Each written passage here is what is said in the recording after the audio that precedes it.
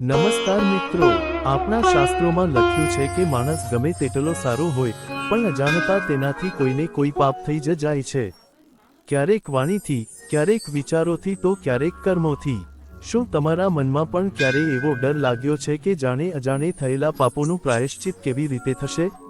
આજે આ વિડીયોમાં હું તમને પુરાણોમાં વર્ણવેલી એક એવી પરમ પવિત્ર કથા સંભળાવવા જઈ રહ્યો છું, જેના માત્ર શ્રવણથી, હા, માત્ર સાંભળવાથી જ મનુષ્યના જન્મોજન્મના પાપો બળીને ભસ્મ થઈ જાય છે. આ કોઈ સામાન્ય વાર્તા નથી, પણ શિવ મહાપુરાણનું એક એવું પરમ સત્ય છે જે તમારા જીવનની બધી જ નકારાત્મકતાને દૂર કરી દેશે. જો તમે તમારા મનને શાંત કરવા અને પુણ્ય કમાવવા માંગતા હો, તો આ કથાને એકાગ્ર ચિત્તે અંત સુધી જરૂર સાંભળજો. વચ્ચેથી છોડવાની ભૂલ બિલકુલ ન કરતા. એકવાર દેવર્ષિ નારદજી ત્રણેય લોકનું ભ્રમણ કરીને ભગવાન શિવ પાસે પહોંચ્યા. નારદજીના મનમાં એક જ ચિંતા હતી.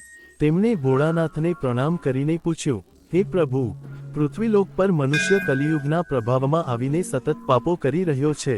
કોઈ લોભમાં, કોઈ ક્રોધમાં તો કોઈ અજ્ઞાનતામાં પાપના માર્ગે ચાલી રહ્યું છે. શું આ સંસારમાં કોઈ એવો સરળ ઉપાય છે, જેનાથી સામાન્ય માણસ પણ પોતાના ભયંકર પાપોમાંથી મુક્તિ મેળવી શકે? ભગવાન શિવ નારદજીનો આ પ્રશ્ન સાંભળીને મન મુસ્કુરાયા. શિવજીએ કહ્યું, હે નારદ, તારો આ પ્રશ્ન સમગ્ર માનવજાત કલ્યાણ માટે છે.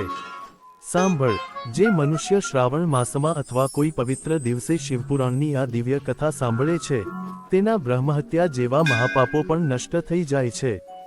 ભોળાનાથે આગળ એક સત્ય ઘટના સંભળાવી. પ્રાચીન સમયમાં દેવરાજ નામનો એક બ્રાહ્મણ હતો, જે રસ્તો ભટકી ગયો હતો. તેણે જીવનભર અધર્મ, ચોરી અને લોકોને હેરાન કરવાનું જ કામ કર્યું. તેના ખાતામાં માત્ર અને માત્ર પાપ જ હતા. એક દિવસ ભટકતા ભટકતા દેવરાજ ખૂબ બીમાર પડ્યો અને એક શિવ મંદિરમાં આવીને રોકાયો. એ જ સમયે મંદિરમાં એક વિદ્વાન બ્રાહ્મણ શિવકથા સંભળાવી રહ્યા હતા. દેવરાજ તાવથી પીડાતો હતો, પણ તેના કાનમાં શિવજીની મહિમાની કથા પડવા લાગી. તેણે આખી કથા ખૂબ જ ધ્યાનથી સાંભળી. કથા પૂરી થતાં જ તેના હૃદયમાં પસ્તાવો થયો. તેને સમજાયું કે તેણે આખું જીવન બગાડી નાખ્યું હતું. થોડા જ સમયમાં મંદિરમાં જ દેવરાજે પોતાના પ્રાણ ત્યાગી દીધા. જેવો દેવરાજનો જીવ નીકળ્યો, યમરાજના દૂતો તેને નરકમાં લઈ જવા માટે આવી પહોંચ્યા. તે પાપી હતો એટલે યમદૂતો તેને સાંકળોથી બાંધવા લાગ્યા. પરંતુ એ જ ક્ષણે ત્યાં ભગવાન શિવના દૂતો શિવગણ પ્રગટ થયા.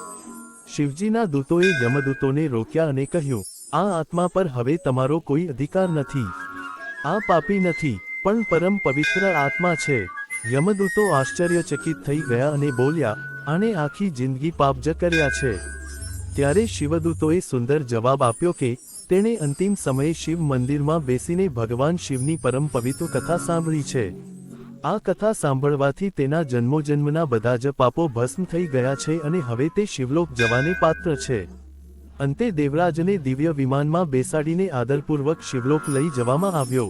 મિત્રો, આ કથા આપણને શીખવે છે કે ઈશ્વર ક્યારેય આપણાથી દૂર નથી હોતા. જો આજે પણ આપણાથી કોઈ ભૂલ થઈ હોય અને આપણે સાચા દિલથી તેનો પસ્તાવો કરીએ અને શિવકૃપાની આ કથાઓ સાંભળીએ, તો ભોળાનાથ આપણને માફ કરી દે છે. ભગવાન શિવ માત્ર ભક્તિના ભૂખ્યા છે. કથા સાંભળવાનો અર્થ એ છે કે આપણે આપણા ખરાબ વિચારોને છોડીને સારા માર્ગે ચાલવાનો સંકલ્પ કરીએ.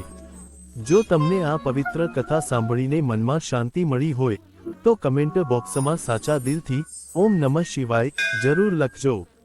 તમારા મિત્રો અને પરિવારના લોકોના કલ્યાણ માટે આ વિડીયોને શેર કરવાનું બિલકુલ ન ભૂલતા. ચેનલને સબસ્ક્રાઇબ કરો જેથી આવી જ દિવ્ય કથાઓ તમને મળતી રહે. ધન્યવાદ. હર હર મહાદેવ.